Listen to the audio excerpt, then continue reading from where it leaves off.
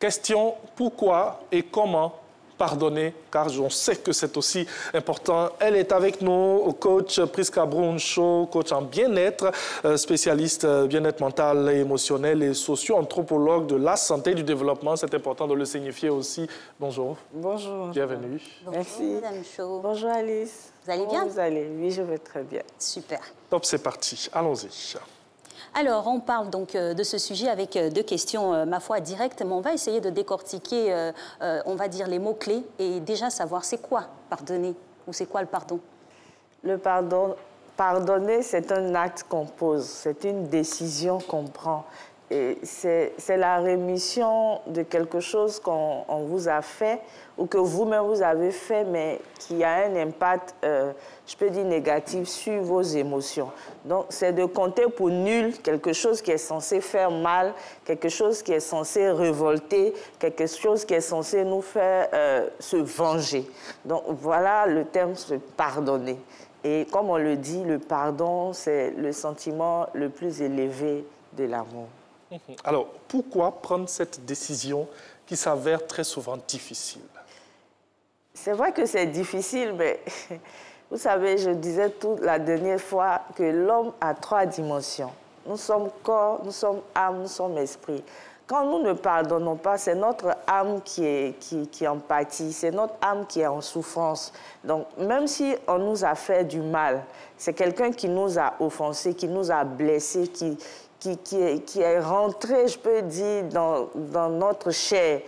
Mais au-delà même de garder la rancune, c'est nous-mêmes qui souffrons en premier. C'est quand vous vous réveillez le matin et puis vous avez plein de sacs poubelles remplis d'ordures chargés sur vous et vous vous promenez toute la journée. Est-ce que vous avez la possibilité de faire quelque chose avec plein de bagages sur vous? C'est un peu comme ça que... C'est un peu comme ça, le refus de pardonner. Ça fait mal, mais c'est quand vous chargez. Vous voyez ce tissu? Oui. C'est comme vos intestins. Quand vous mangez, vous ne donnez pas l'instruction à vos intestins de ne pas digérer. Mais est-ce que c'est tout ce qu'on mange chaque jour qu'on a envie de manger? Non. Il y a des jours où on mange contre notre propre gré parce qu'il faut manger, ou bien le repas ne nous convient pas. Mais on ne refuse pas pour autant de digérer. Donc, quand on ne veut pas digérer, ou bien quand on refuse de pardonner, c'est comme on donne l'instruction à l'intestin de faire comme ça. De faire des nœuds. De faire des nœuds. Donc, on va faire des nœuds. Et donc, à chaque fois, on nous fait quelque chose, on attache.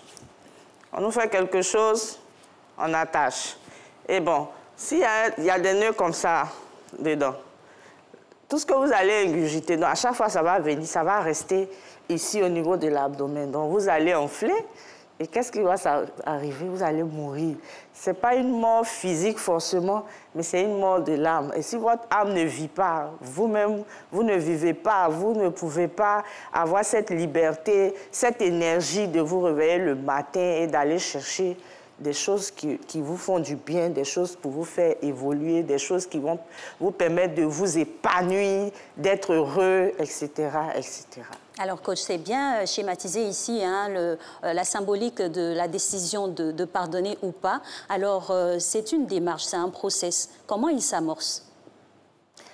Comme je le disais, c'est une décision, donc, qui est différente du ressenti. En général, c'est le ressenti qui fait qu'on refuse de pardonner.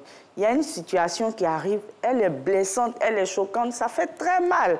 Et en général, on pense toujours que le pardon, c'est quand on a fait quelque chose à quelqu'un, ou bien quelqu'un nous a fait quelque chose. Il y a plusieurs ordres. Souvent, vous entendez dans la société, les gens disent qu'on n'évolue pas parce que c'est tel groupe de personnes qui se sont accaparés tous les biens, toutes les richesses du pays. Tel groupe de corporations, c'est des escrocs, c'est des voleurs.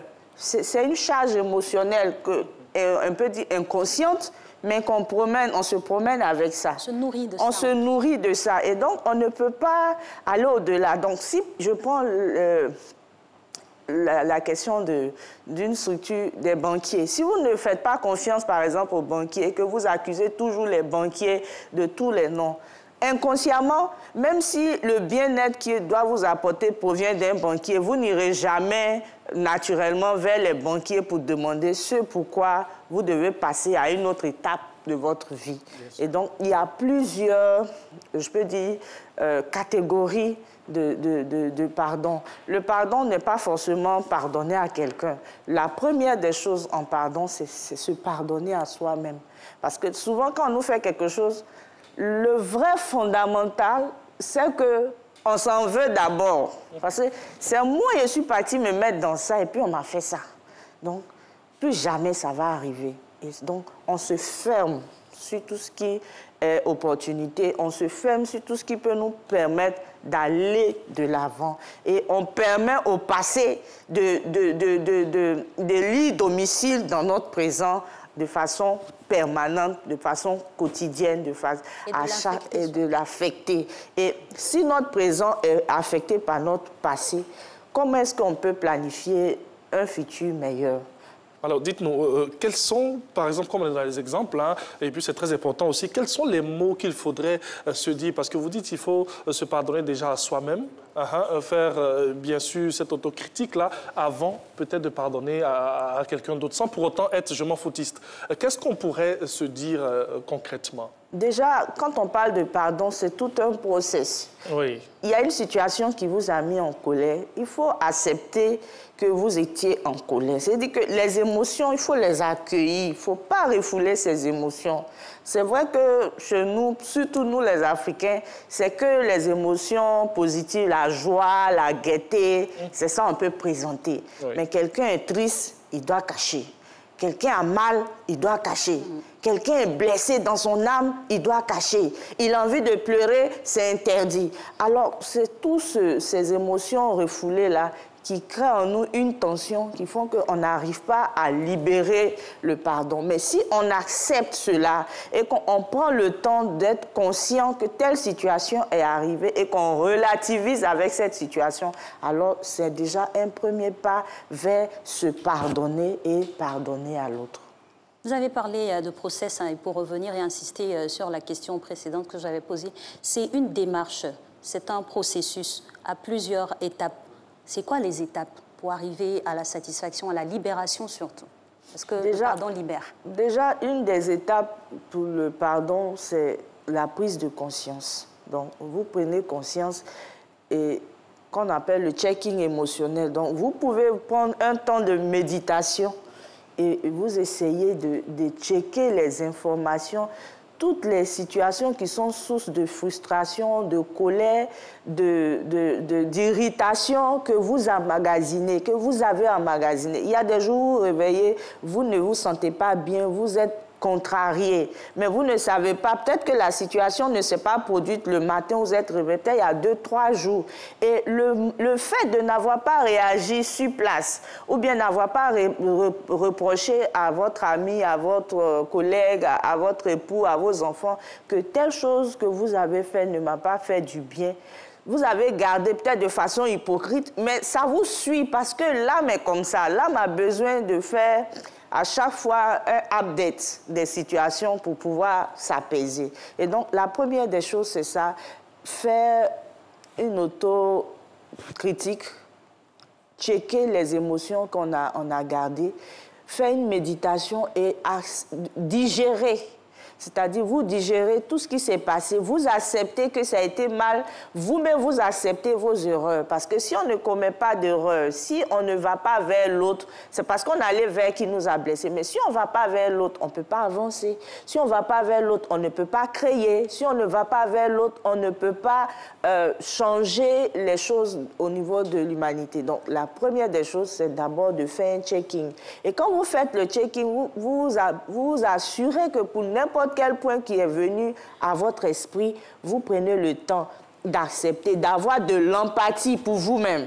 Et l'empathie pour ces personnes qui ont proposé ces actes-là. Parce qu'il y a aussi le fait que quelqu'un qui pose des actes pour blesser, c'est quelqu'un qui a l'âme également blessée. Nous prenons le cas des adolescents surexcités, agressifs, qui se font toujours des conflits, des bagarres et tout ça. Mais quand vous faites asseoir ces adolescents 5-10 minutes de méditation sur les questions des situations de vie, vous voyez, ces enfants commencent à pleurer. Ils pleurent pourquoi? Parce qu'ils sont en manque d'amour. Et c'est ce manque d'amour-là qui les a transformés en personnes arrogantes, en personnes difficiles, en personnes agressives. Et donc, dans votre processus de pardon, il faut avoir cette intention que la personne qui vous a blessé n'allait pas bien au moment. Parce que si elle allait bien, si elle avait de l'amour en elle, si elle avait un bien-être mental, elle ne vous aurait servi que ce bien-être. Donc, quand vous relativisez comme ça vous permet vous-même de vous apaiser, de vous calmer et d'aller de l'avant. Et donc, quand vous prenez la décision de pardonner, pardonner ne veut pas dire, comme M. Angeva l'a dit, c'est le je m'en foutisme. Il y a des personnes naturellement toxiques qui ont besoin peut-être d'aller au cachot. Donc, c'est pas parce que ils vous ont fait de la blessure des récidivistes. Donc, c'est pas parce que je prends le cas d'un viol. On vous a violé, vous devez pardonner. Mais quand on viole, la loi dit que quelqu'un qui a violé, c'est comme il a tué. Bien sûr. Donc, on doit... Il y a la sanction. Il doit avoir sa sanction. Donc, votre travail se limite à pardonner. Mais la suite du processus, ça ne vous engage plus. Voilà. Donc, il faut faire la nuance entre ce point. La deuxième chose, d'autres disent que pense que pardonner, ça va donner la possibilité à la personne qui nous a blessés de revenir nous blesser encore. On peut pardonner à quelqu'un sans plus lui donner l'autorisation d'accéder encore à notre périmètre pour nous blesser. Mais on pardonne à la personne, on reste en de bons termes avec la personne, on garde des relations harmonieuses avec la personne. On ne le fait pas pour la personne, on le fait pour nous-mêmes. Ce n'est pas une forme d'hypocrisie si cela n'est pas assis sur véritablement de la sincérité de part et d'autre. Quand on dit pardon, il n'y a pas d'hypocrisie derrière. C'est-à-dire, quand le mot pardon est libéré, il n'y a pas d'hypocrisie derrière. Si vous dites pardonner, il n'y a pas d'hypocrisie. C'est pour ça, même quand quelqu'un vous blesse et que vous faites la démarche d'aller vers elle pour lui demander pardon, quel que soit l'orgueil que la personne va avoir de penser que bon, c'est lui qui a eu le dernier mot et que vous êtes venu, le plus important, vous, ce n'est pas le fait que vous vous sentez rabaissé. Parce que vous avez besoin d'être une personne équilibrée. Vous avez un objectif clair, un but précis dans votre vie. C'est que votre âme, votre esprit et votre corps soient alignés. Et parce qu'ils sont alignés, vous avez un bien-être. Parce que vous avez un bien-être, vous pouvez construire quelque chose pour votre vie.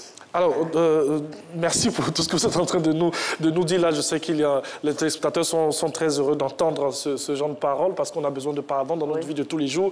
Alors, que faire lorsque la personne en face, eh bien, vous l'avez plus ou moins indiqué, on va revenir un peu là-dessus parce que ça existe aussi. Que faire lorsque la personne en face, eh bien, ne veut pas nous écouter, ne veut pas nous comprendre? Nous sommes venus demander pardon, mais en face, on a un mur. En face, on a un mur. C'est ce qu'on appelle, il faut poser l'acte. Vous avez besoin de demander pardon. Quand le mur est en face de vous, faites l'expérience. Quelqu'un est fâché avec vous, bien vous êtes fâché avec quelqu'un. Allez vers la personne. Ça, ce n'est pas théorique, c'est pratique. Allez dire pardon à la personne, je m'excuse. Souvent même au bureau, pour des broutilles, on se prend la tête. Votre journée se gâche, mais la minute qui suit cette prise de tête-là, si vous vous excusez ou bien vous demandez pardon, toute la pression qui est montée dans votre tête qui fait que vos dossiers, vous ne pouvez plus les traiter là, ça chute. Ce n'est pas un signe de faiblesse. Ce n'est pas un signe de faiblesse, c'est vous-même qui... On dit que le pardon, c'est l'âme des forts. C'est l'âme des forts, c'est un attribut des gens qui sont forts et qui sont au-dessus de la mêlée. Tout à fait, et c'est avec cette belle phrase inspirée du père fondateur de notre belle nation que l'on vous remercie pour cette thérapie pour tous les téléspectateurs et même nous-mêmes ici sur ce plateau pour amorcer la démarche du pardon.